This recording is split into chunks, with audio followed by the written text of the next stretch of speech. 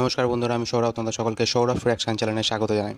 আজকে কথা হবে তুফান সিনেমার টাইটেল ট্র্যাক সেটা নিয়ে। তো সেটা গতকালকে রিলিজ করে গেছে। তো সেই টাইটেল ট্র্যাকটা কেমন লাগলো? এই টাইটেল ট্র্যাকটা যখন আমি প্রথম শুনি তখন আমার ফিল দিচ্ছিল, আমি মনে হচ্ছিলো যেন কোথাও একটা সাউথের সিনেমা দেখছি, মানে সাউথের একটা কোনো কিছু দেখছি এরকম মনে হচ্ছিলো। যেন মনে হচ্ছিলো না যে বাংলায় কিছু দেখছি।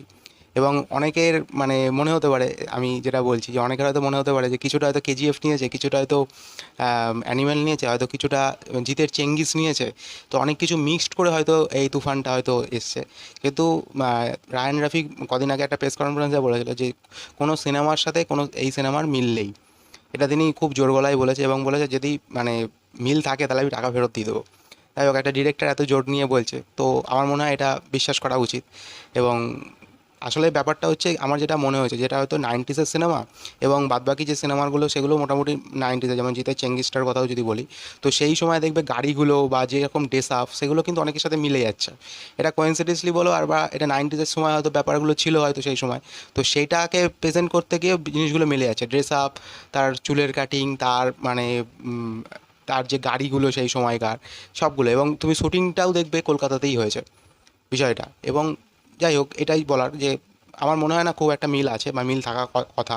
তো যাই হোক, আর বাদবাকি যদি গানটার কথা বলি, গানটা আমার অসম্ভব সুন্দর লেগেছে। একটা টাইটেল ট্র্যাক যেরকম হওয়ার দরকার, হয় না এই যে এই তুফান আসবে, তুফান আসছে, যে ব্যাপারটা আসছে না, এটা কিন্তু আমার মনে হয় বারবারই সিনেমার মধ্যে আসবে। যখনই ফাইটিং সিকোয়েন্স আসবে বা কিছু আসবে, এই জায়গাটা কিন্তু বারবার আসবে। এবং এটা এতটাই ক্যাচি, গানের যে টাইটেল ট্র্যাকটা যেটা টিজেও ছিল, মানে খুবই ভালো লাগছে।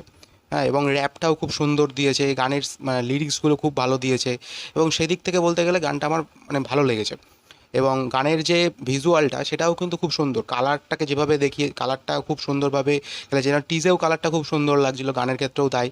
মোটামুটি ভালোই, প্রেজেন্টেশন খুব সুন্দর, শাকিব খানকে খুব ভালো লাগছে।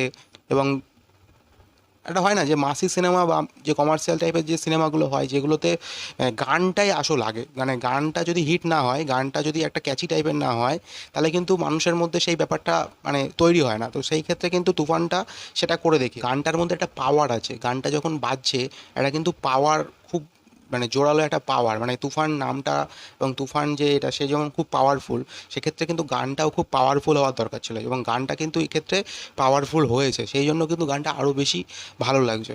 তো তোমরা জানো তোমাদের কার কার কী মতামত আছে। ভালো লাগলে চ্যানেলটাকে লাইক করে দিও, শেয়ার করে দিও, সাবস্ক্রাইব করে দিও। Thank you.